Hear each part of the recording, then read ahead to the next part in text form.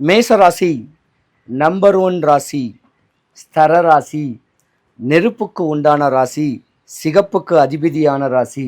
செவ்வாய் தான் உங்களுடைய ராசிக்கு அதிபதி. முருகக் கடவுளுடைய அனுகிரகம் உங்கள் ஜாதகத்துக்கு பலமாகவே இருக்குது. மேசராசியை பொறுத்த வரைக்கும் பார்த்தீங்கன்னா, இந்த மாதம் ஆடி மாதம் உங்கள் வீட்டில் தடைப்பட்ட சுபகாரியங்கள் நடக்க போகுது.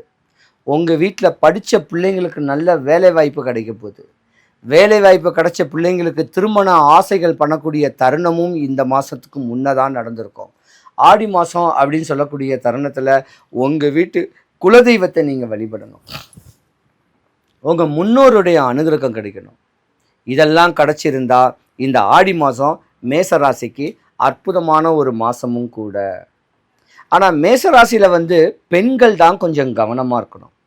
ஏன்னா இந்த ஆடி மாதத்துக்கு அதிபதி யாருன்னு கேட்டால் சூரியன். உங்கள் அப்பாவுக்கு ஆவாது. அதனால் அவங்களுடைய அனுகிரகம் அரவணைச்சு அப்பா கூட ஒரு அன்பாக பண்பாக இருக்கக்கூடிய தருணத்தை நீங்கள் கொஞ்சம் தெளிவாக கொண்டு போகணும். மேசராசிக்காரங்க அவங்கவுங்க குலதெய்வத்தை முறையான வழிமுறைகளை பக்குவம் பண்ணிட்டு வந்தீங்கன்னா இந்த மாதம் நீங்கள் நினைக்கக்கூடிய காரியங்கள்லாம் நடந்து போகும். வீடு வாங்கணும்னு ஆசை வச்சுக்குங்க, வண்டி வாகனம் வாங்கணும்னு ஆசை வச்சுக்குங்க.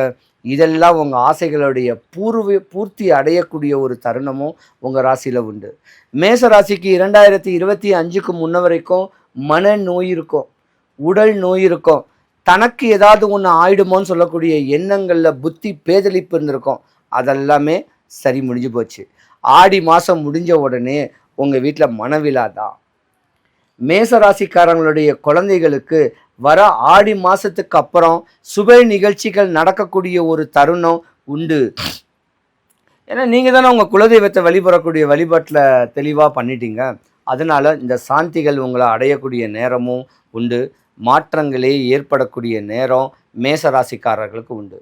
ஆனால் மேசராசியை பொறுத்த வரைக்கும் அரசு சம்பந்தப்பட்ட அதிகார தோரணையான ஒரு வேலை இருக்கிறவங்களுக்கு ஒரு ஸ்டார் கிடைக்கும், பதவி உயர்வு கிடைக்கும். அந்த பதவி உயர்வு வரக்கூடிய ஒரு மாதமும் இந்த ஆடி மாதம்தான். நீங்கள் தான் உங்கள் வீட்டில் வேப்பலை தோரணமும் மாயிலை தோரணையும் கொஞ்சமாக வாங்கி கெட்டக்கூடிய தன்மைகள் உண்டு. கெட்டினீங்கன்னா உங்கள் வீட்டில் அடுத்த ஆடி மாதம் வரைக்கும் உண்ண உறங்க உறைவிடத்துக்கு பஞ்சம் வராமல் இருக்கக்கூடிய தருணம் உண்டு.